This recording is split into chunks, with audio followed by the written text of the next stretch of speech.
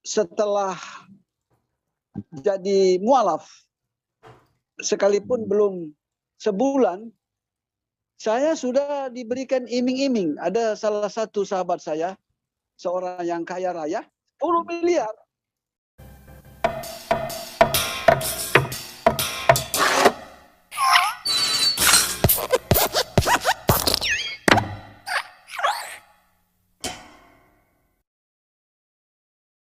Dan Cemumak, seorang mantan pendeta mualaf yang mengakui dirinya adalah sebagai penganut paham plural, lagi-lagi dia membuat sebuah blunder yang sangat besar menurut saya ya, yang semakin menunjukkan kapasitas otak dan pemahamannya yang sangat amburadul. Kalau sebelumnya dia pernah mengatakan bahwa dirinya adalah seorang penganut paham plural dan mengklaim bahwa Yesus dan Isa itu merupakan pribadi yang sama, kali ini dia kembali lagi membuat statement yang saya rasa perlu kita luruskan bersama-sama.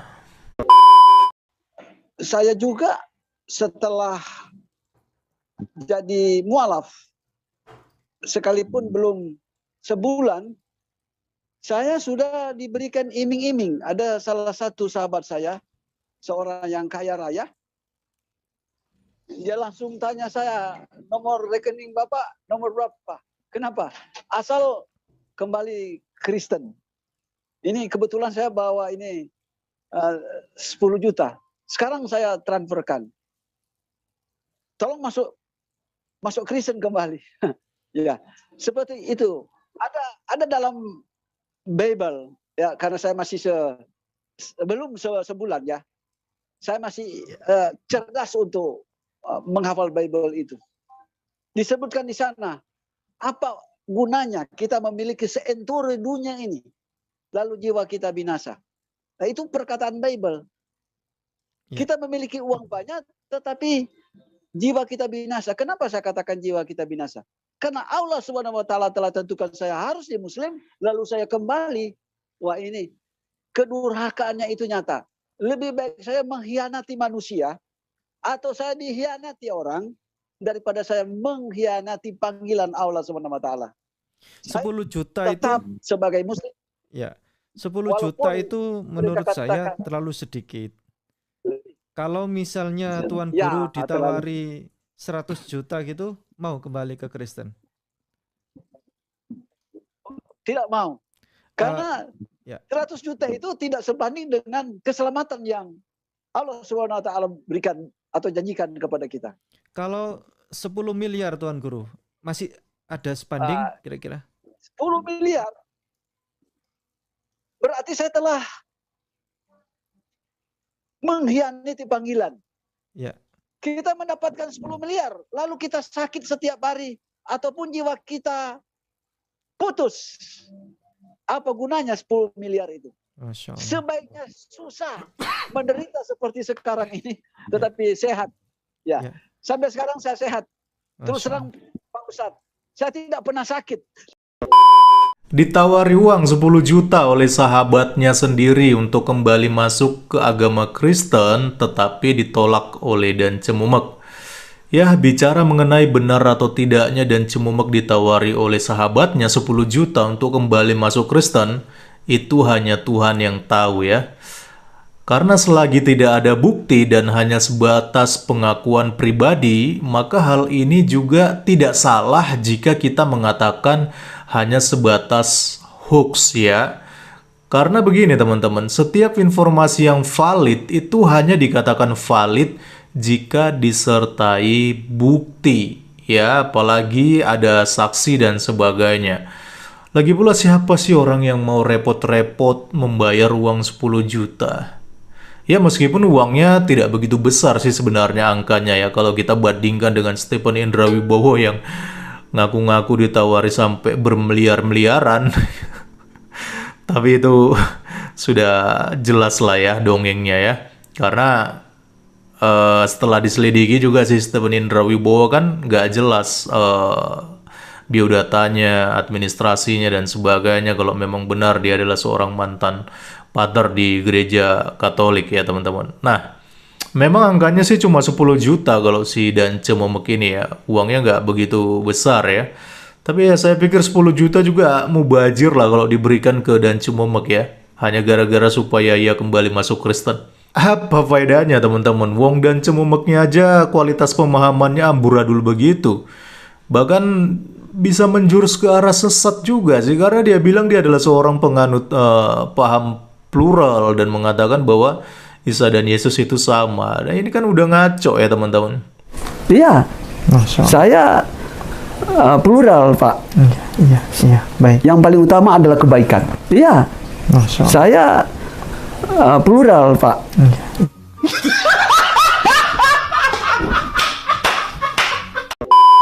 Yang lucunya lagi dari ceritanya adalah dia menceritakan cerita ini, tapi ada beberapa kejanggalan-kejanggalan di dalam ceritanya yang saya rasa itu nggak nyambung ceritanya, nggak sinkron gitu ya teman-teman.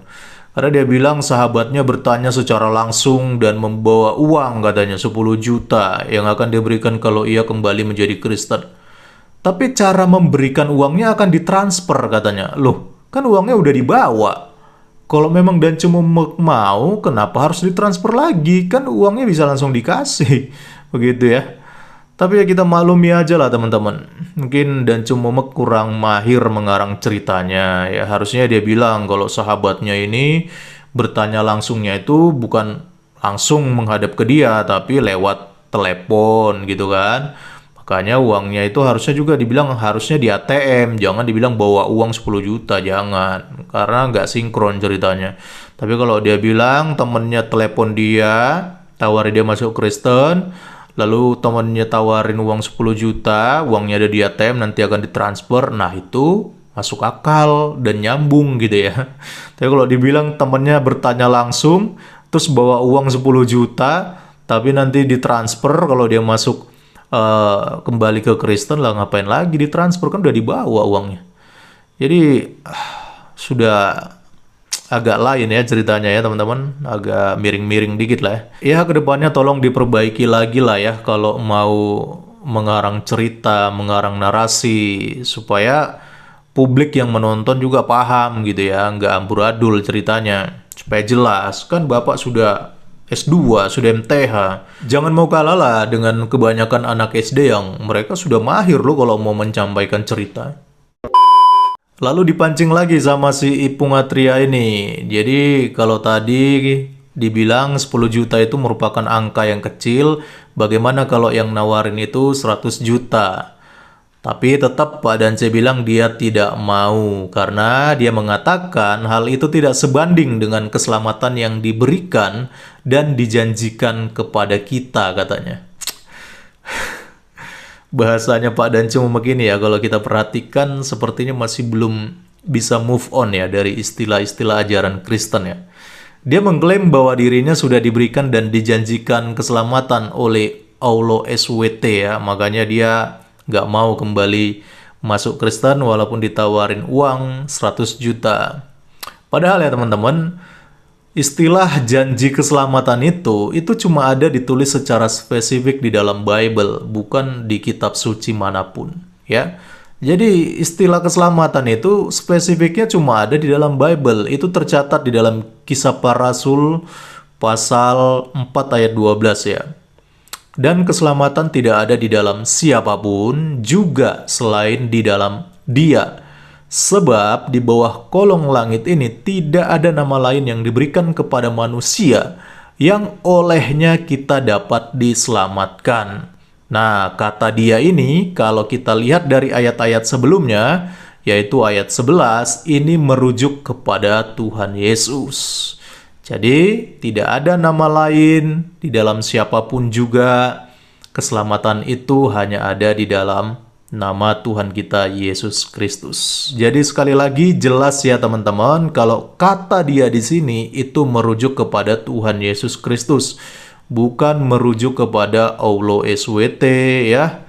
Mungkin lebih tepatnya Dan Cemomek jangan bilang pakai istilah dijanjikan keselamatan ya, karena itu hanya ada spesifik di dalam Bible. Mungkin kalau di ajaran agamanya yang sekarang ya mungkin lebih tepatnya dia pakai istilah-istilah ajarannya sendiri dong, seperti misalnya dijanjikan 72 bidadari atau dijanjikan yang lain-lain. Nah itu kan lebih apa ya, lebih relate lah gitu dengan paham yang dianut oleh Dan Cemumek yang sekarang gitu ya. Terus si Bung Atria ini akhirnya tanya lagi teman-teman. Dia bilang kalau tadi 100 juta, sekarang kalau ditambah jadi 10 miliar bagaimana? Mau nggak kembali masuk Kristen? Dan lagi-lagi Dan Cemumek ya walaupun dia menjawabnya agak sedikit apa ya? Dia agak sedikit bingung menjawabnya, tapi dia bilang dia tidak mau ya. Dan dia bilang begini teman-teman, karena di dalam Bible itu saya masih cerdas menghafal katanya ya. Ada satu ayat yang dia kutip, yang dia bilang begini, apa gunanya bila kita memiliki seluruh dunia ini kalau jiwa kita binasa? Jadi dia bilang dia masih cerdas untuk menghafal Bible teman-teman. Padahal ayat yang dia sampaikan ini nggak lengkap ya teman-teman, dan jelas-jelas ini nggak sama dengan yang tercatat di dalam Bible, tapi kok ngaku-ngaku cerdas menghafal ya. Ayat itu sebenarnya ada di Markus 8 ayat 36 sampai 37. Bunyinya sebenarnya begini teman-teman. Apa gunanya seorang memperoleh seluruh dunia tetapi ia kehilangan nyawanya? Karena apakah yang dapat diberikannya sebagai ganti nyawanya? Jadi salah satu ketololan si Dan Cemumek ini yang saya perhatikan lagi ya teman-teman. Dia sudah mualaf, tapi anehnya masih mengutip ayat Bible sebagai jawaban terhadap pertanyaan yang ditujukan kepada dirinya sendiri. Lucu ya. Jadi dia ditanya, ada sebuah pertanyaan, kalau dia ditawari 10 miliar, mau nggak dia kembali menjadi Kristen? Tapi dia memberikan jawabannya itu pakai Bible, sebuah kitab suci yang harusnya bukan lagi menjadi pedoman dia, ya, karena kan dia sudah mualaf, artinya dia sudah punya kitab suci yang baru gitu kan, Al-Quran, harusnya dia pakai Al-Quran dong sebagai jawaban atas pertanyaan yang diberikan. Tapi kalau dia masih pakai Bible, belum bisa move on kayaknya dia, atau jangan-jangan karena dia nggak tahu tentang Al-Quran ya teman-teman. Makanya yang dia pakai masih Bible duluan ya. Ya mungkin dia lagi belajar tentang Al-Quran ya. Semoga lah ya. Belajar baik-baik ya Pak Dance ya. Oke. Jadi kenapa saya katakan tadi bahwa dia ini tolol ya teman-teman. Karena gini ya teman-teman. Ayat yang dia kutip itu, yaitu tadi Markus 8 ayat 36-37. Ayat itu kan merupakan syarat mengikut Yesus ya. Kalau kita baca secara lengkap. Itu tentang syarat mengikut Yesus, yaitu menyangkal diri, memikul salib, dan sebagainya. Jadi bukan bicara tentang syarat mengikut Muhammad ataupun mengikut Allah SWT. Jadi kenapa dia masih pakai ayat itu sebagai jawaban atas pertanyaan yang dia berikan? Lucu ya. Memang kocak orang tua satu ini ya teman-teman. Padahal kan dia sudah beda server ya. Harusnya Al-Quran lah yang dipakai. Jangan lagi pakai Bible. Di ayat 34 dikatakan begini teman-teman. Lalu Yesus memanggil orang banyak dan murid-muridnya dan berkata kepada mereka, setiap orang yang mau mengikut aku, ia harus menyangkal dirinya, memikul salibnya dan mengikut aku. Ayat 35, karena siapa yang mau menyelamatkan nyawanya, ia akan kehilangan nyawanya. Tetapi barang siapa kehilangan nyawanya, karena aku dan karena Injil, ia akan menyelamatkannya. Apa gunanya seorang memperoleh seluruh dunia, tetapi ia kehilangan nyawanya? Karena apakah yang dapat diberikannya sebagai ganti nyawanya?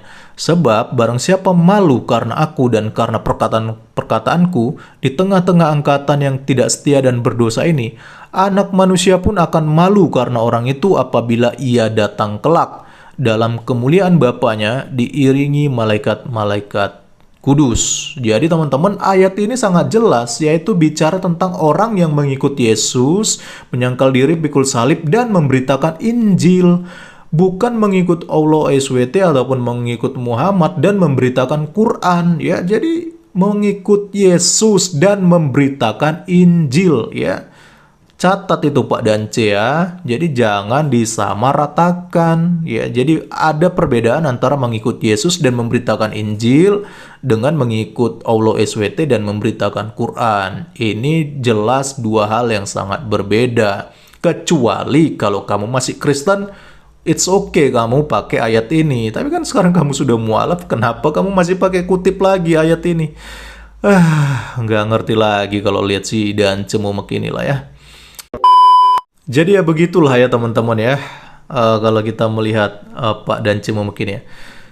Jujur aja ya, sebenarnya mualafnya Pak Dan Cemumek ini menurut saya itu semakin memberitahukan kepada kita semua bahwa beginilah kualitas dari seorang mualaf yang pemahamannya sangat-sangat amburadul, tetapi ironisnya selalu diangkat dan dibahas di kalangan channel-channel muslim.